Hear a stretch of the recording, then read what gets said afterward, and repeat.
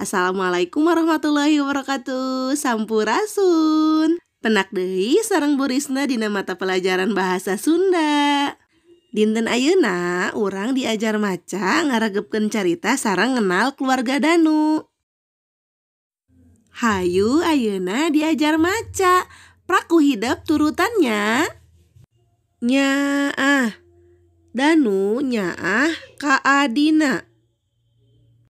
Nyanyi. Neni resep nyanyi. Anyar. Sapatuna anyar meuli. Nyatet.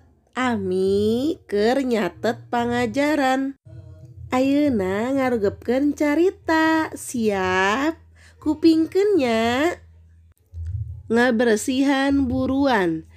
Ibu, bapak, jeung neni beberesih di buruan. Bapa nutuhan tangkal jambu, ibu sasapu. Neni nyebor kekembangan, buruan imah neni jadi resik. Kamus alit. Buruan artinya halaman. Nutuhan artinya mengurangi batang pohon.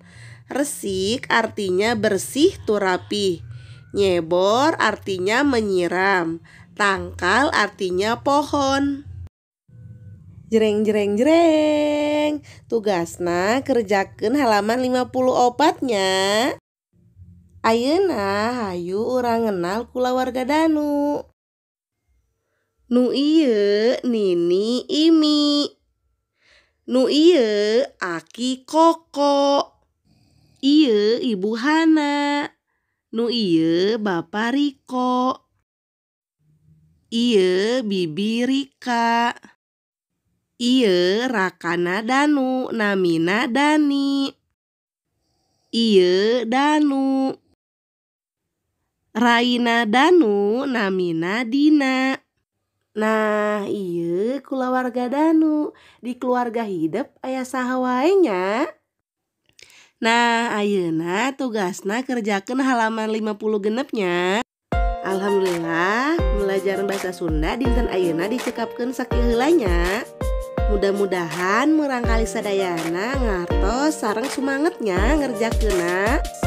Tong hilap tugasna kerjakeun halaman 54 sareng 50 genep nya. Hatur nuhun.